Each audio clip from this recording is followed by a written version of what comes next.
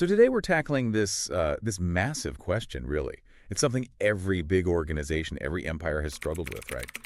How do you actually find the best people to run things? The truly talented ones. Yeah, it sounds straightforward, doesn't it? But I mean, look back through history, it's maybe the hardest thing to get right institutionally. We're talking meritocracy, the rule of the best. And ancient China wrestled with this for, what, 2,000 years? Exactly. And they were, pretty much unique in trying to build a real system for it, a professional civil service selection mechanism.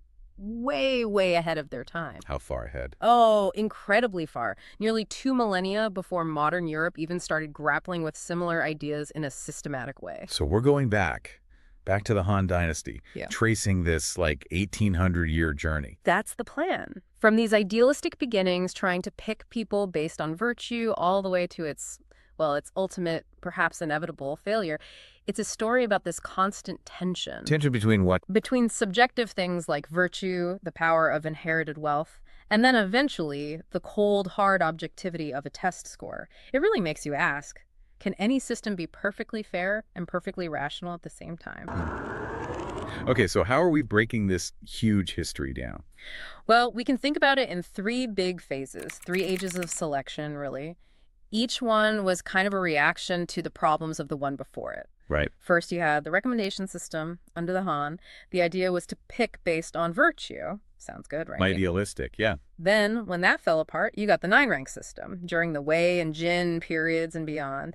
That basically went the other way, selection based purely on family background. Aristocracy, essentially. Okay, so merit out the window. Completely. And finally, the emperors fought back. Starting with the Sui and Tang dynasties, they brought in the Imperial Examination System, the big one. And that was all about selecting based on scholarly talent judged by exams. Got it. Virtue, then bloodline, then brains, sort of. Sort of, yeah. That's a good way to put it. So our mission today is to figure out why it kept changing, why even the final objective system created its own set of pretty serious problems. And maybe what this long history can teach us about how we pick leaders today, in companies, universities, everywhere. Exactly. It's surprisingly relevant. So let's dive into that first revolution, the Han Dynasty. This is where China really takes a different path. Different from who? Well, think about most places at the time, or even much later. Power often came from military might or just being born into the right family. Look at Rome provinces run by generals or senators whose families had held power for generations. Or medieval Europe, with its feudal lords and knights, power based on bloodline. Precisely. But The Han, they did something fundamentally different. They established a civil service, a professional one. 2,000 years ago, that's staggering. It really is. Yeah. They were basically saying, look, governing isn't just a hobby for rich guys. It's a skill. It needs trained professionals, people who specialize in law, taxes, infrastructure, record keeping. So they created a salaried bureaucracy. Yes, a professional salaried bureaucracy, officials dedicated to administration. This idea, a professional non-military civil service, it predates famous systems like Britain's Whitehall by about 1,800 years. It's not just a minor tweak, it's a whole different way of thinking about how power should work. Wow.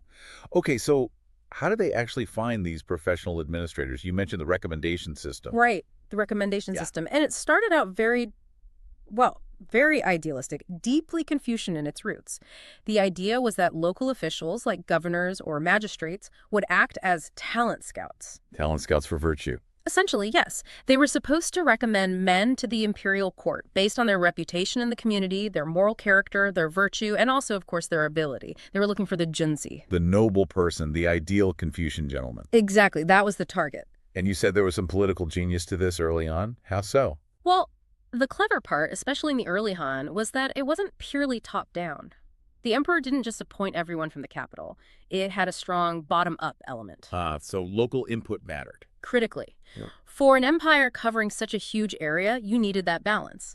It gave the central government its officials, but it also allowed local regions, local communities, to have a say and maintain some vitality. Power sharing, in a sense. And who held the power locally to make these recommendations? That's the key, isn't it? It fell to the local elites. The established clans, the respected scholars, the landowners. They became the backbone of civil society, partly because they were the ones identifying who got recommended for higher office. Okay, I can see the potential problem here already. Idealism meets reality. Precisely. You run smack into the fatal flaw. How do you objectively measure virtue or reputation? There were no standardized tests, no checklists. It all came down to subjective judgment. So whose judgment? The judgment of respected local figures, elders, the influential people in the community. It was genuinely a local recommendation system. It relied on local public opinion. But who shapes local public opinion in that kind of society? It's not the average person farming their field, is it? Almost certainly not. It's the local elites, the ones with the time, the education, the social standing to influence what people thought. So while it might have started with good intentions, Yeah, initially, maybe when the dynasty was strong and officials felt a sense of duty, it might have worked reasonably well. You got recommendations based on genuine local consensus.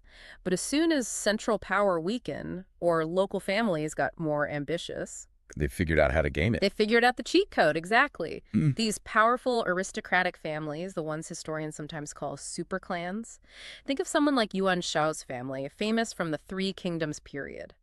His family produced top officials for 3 generations. How do they manage that? Just by being virtuous? Well, they managed it by controlling the recommendation pipeline. They didn't just participate, they monopolized the power to select. Can you give us a modern parallel? Okay, think about, say, Ivy League admissions today. But imagine the only thing that mattered was the recommendation letter. No grades, no test scores, just the letter. Right. Now imagine that only members of like 5 interconnected super wealthy families were allowed to write those letters. Who are they going to recommend? Their own kids, their friends' kids, people in their circle. Exactly. It becomes a closed shop. If you weren't born into that network or connected to it somehow, you had basically 0 chance. Your actual virtue or talent became irrelevant. So the whole system just collapsed into Cronyism, pure cronyism.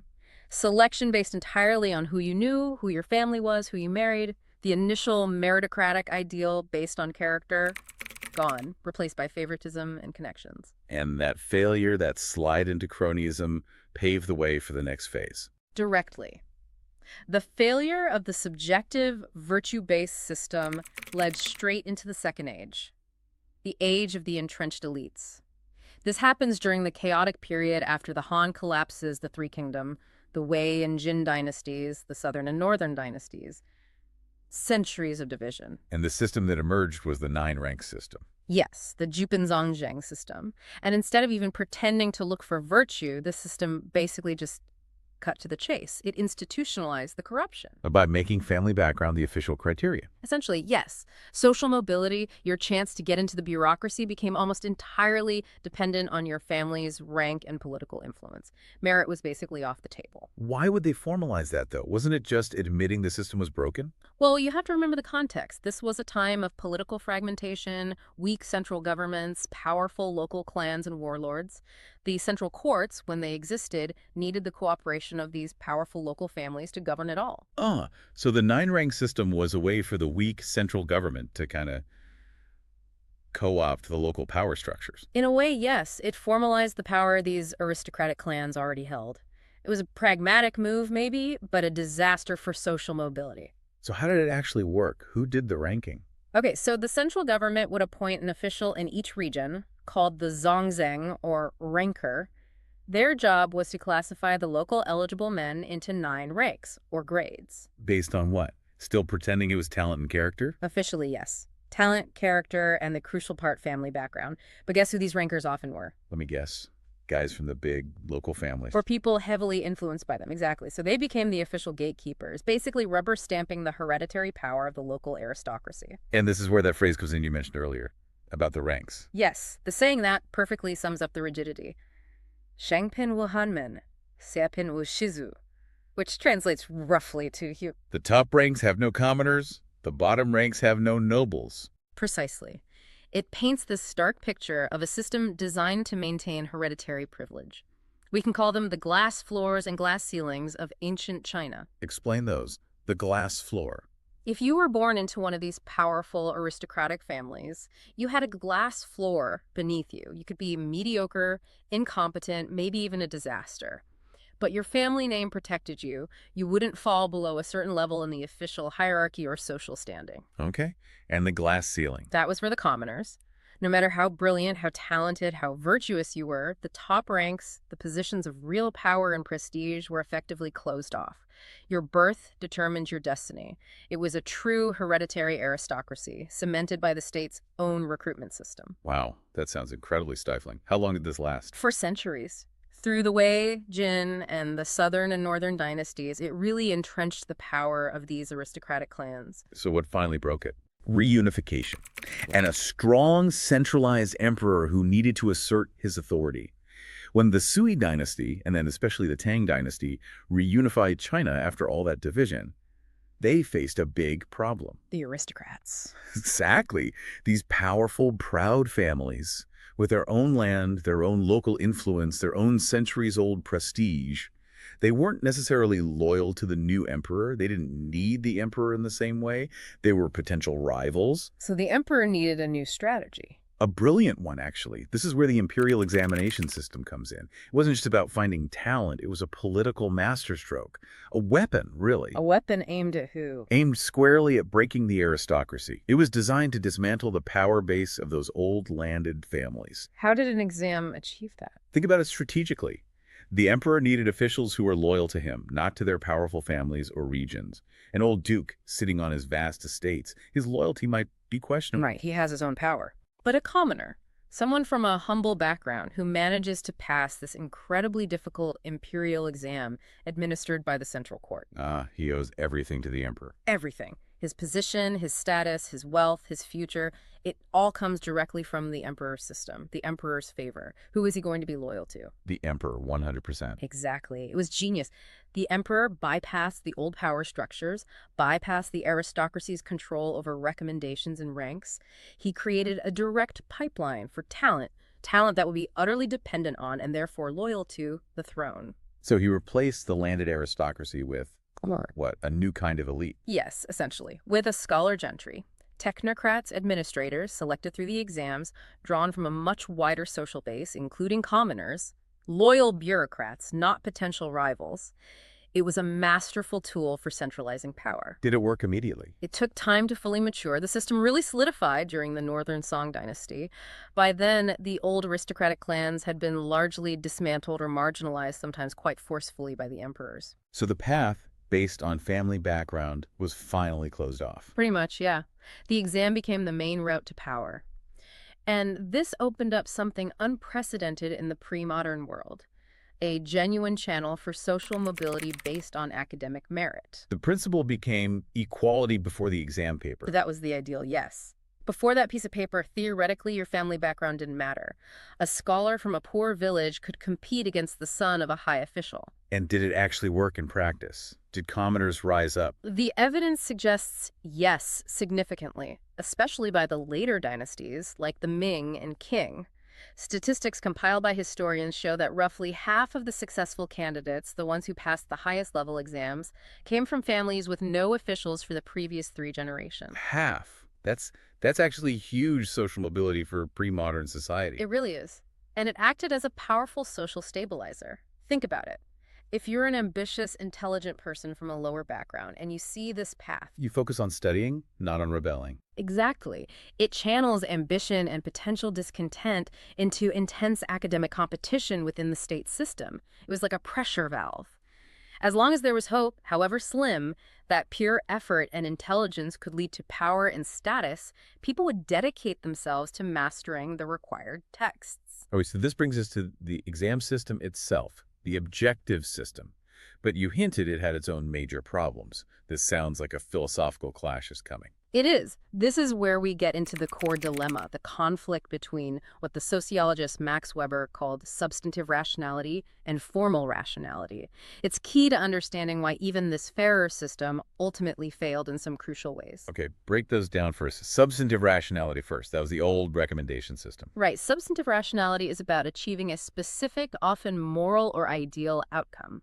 It looks at the substance, the whole picture. The Han system wanted virtue. It's like a modern holistic review in college admissions looking at character, leadership, essays, interviews. Trying to find the best person in a well-rounded sense.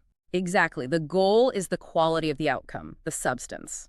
But as we saw, the big problem is subjectivity. It's incredibly vulnerable to bias, interpretation, and ultimately corruption. Who defines virtue? Who judges character? Right. It collapsed into cronyism. Yeah. So formal rationality is the opposite. It's the logic of the Imperial Exam. Formal rationality doesn't care about the ultimate moral outcome. It cares only about following established, objective, standardized rules and procedures. Like a standardized test. Precisely. The SAT, the LSAT, the Imperial Exam, the process is everything. Did you follow the rules? Did you get the right score? Examiners didn't care about your family, your personality, or even if you were a good person. How did they ensure that objectivity? They went to great lengths, especially in later periods. Candidates' names were covered. Exam papers were often recopied by official scribes so the examiners wouldn't recognize handwriting. It was all about the score, the adherence to the form. The upside seems obvious.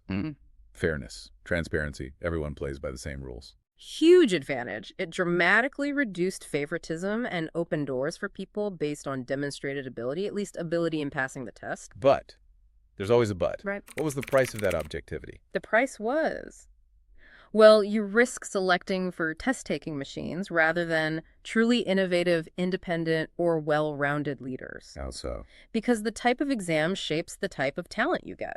The Imperial Exam, especially in its leader forms, heavily emphasized discipline, obedience, and the rote memorization of a very specific set of classical texts. It wasn't testing creativity, critical thinking, or leadership potential. So it maximized fairness, but maybe not Evidence of effectiveness or innovation. Exactly. You get fairness, but you might sacrifice the kind of dynamic, adaptable talent you need, especially in changing times.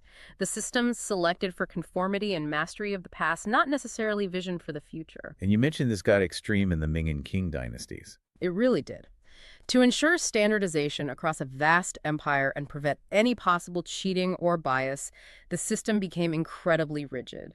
Candidates had to master the Confucian classics, particularly the four books, interpreted in a very specific, orthodox way. And they had to write in that format the eight-legged essay. Ah, the infamous eight-legged essay, yes. This is the absolute pinnacle, or maybe the nadir of formal rationality taking over. What was it? Why eight-legged? It was an incredibly strict artificial structure for writing exam essays. It demanded 8 distinct sections with rigid rules about length, parallelism between sections, how you introduced the topic, how you developed it. It was less about expressing ideas and more about demonstrating perfect mastery of the form. So the structure was more important than the content. Often, yes. It basically forced thought into a predefined mold.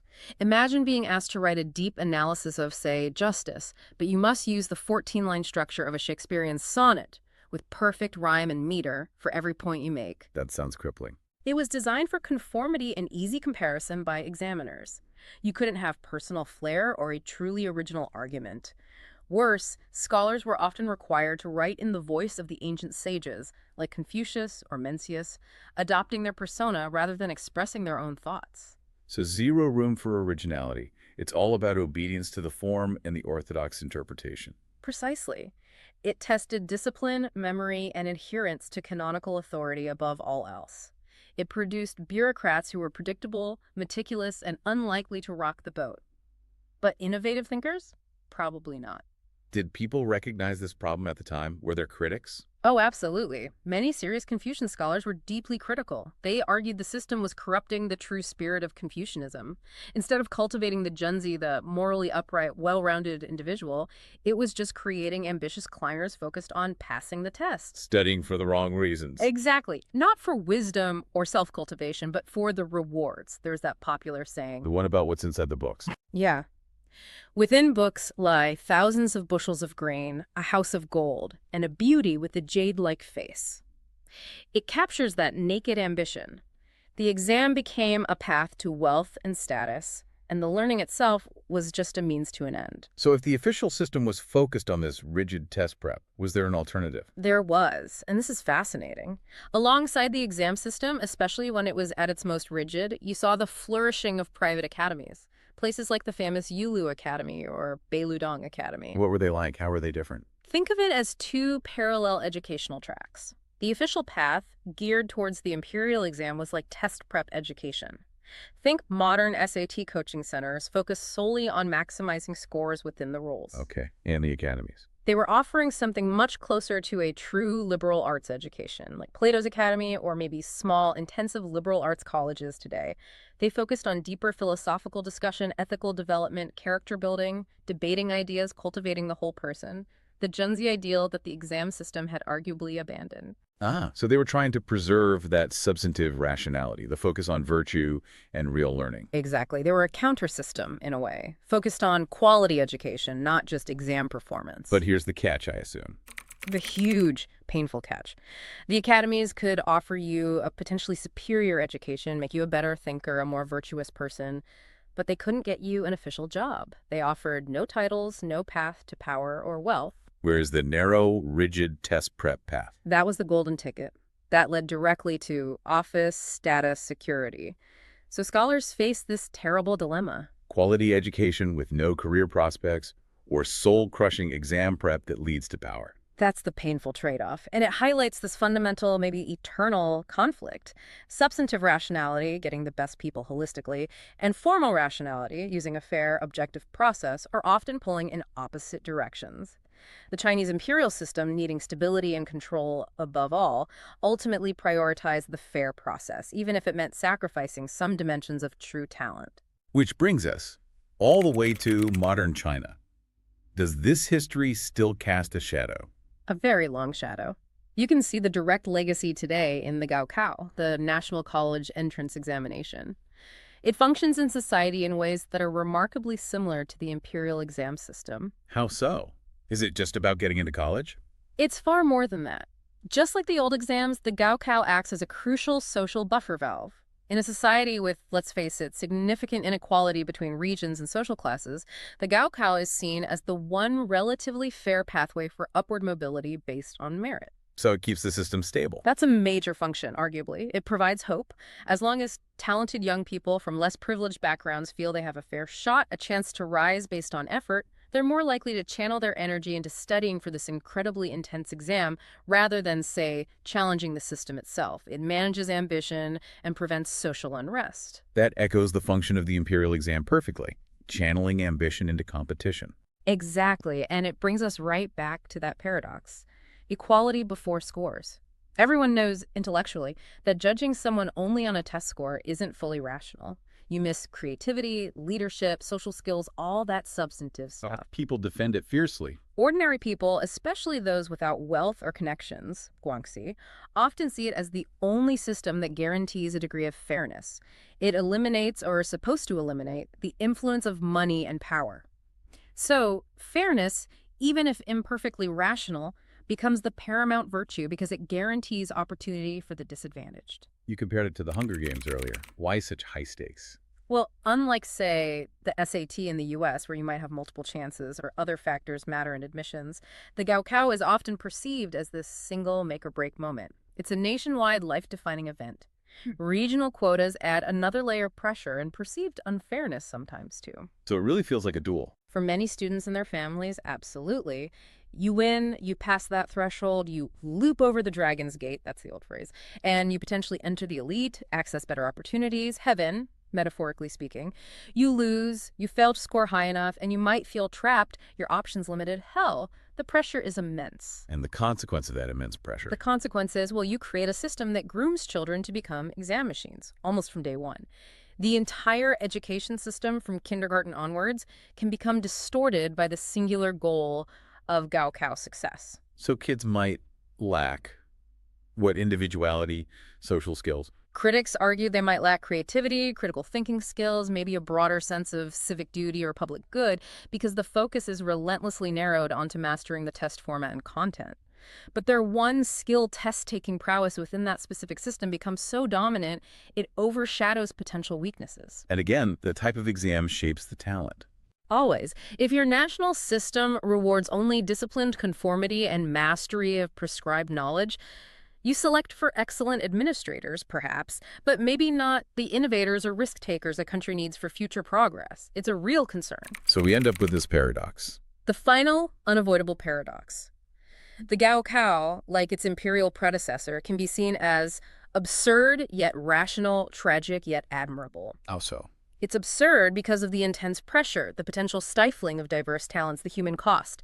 Yet it's rational because, in the context of vast inequality, it might be the most practical way to ensure a degree of fairness and maintain social stability. It safeguards the interests of the poor, offering a path upward based on sheer effort, adhering to formally fair rules. Tragic yet admirable.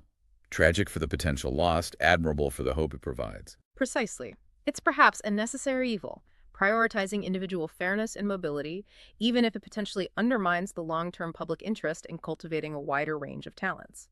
It shows that in unequal societies, formal rationality, the objective, rule-based system often wins out because it offers the most accessible form of hope. What a journey. Okay, let's recap quickly.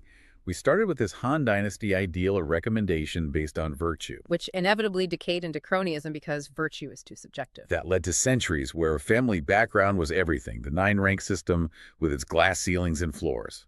Until the emperors needed loyal bureaucrats and introduced the Imperial Exam to break the aristocracy's power. Creating a new path based on scholarly talent, tested objectively.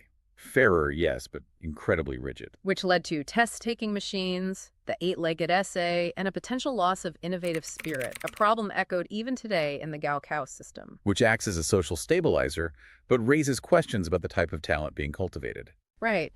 And this whole 2,000-year experiment leaves us with this fundamental tension, this trade-off between subjective, holistic judgment and objective, standardized measurement. We see it everywhere today, don't we? Absolutely. Corporate hiring, university admissions, even how we choose political leaders, we're still wrestling with the same basic problem ancient China faced. So the final question for you listening at home is this. If you were put in charge, knowing these historical pitfalls, knowing that focusing only on virtue leads to bias and focusing only on scores leads to rigidity, how would you design a system? How would you try to find that elusive balance to select true leaders in a way that's both fair and effective? If you found this discussion useful, maybe learned something new, definitely hit that subscribe button. We do these deep dives regularly, exploring valuable ideas. We appreciate you tuning in. Yeah, thanks for joining us.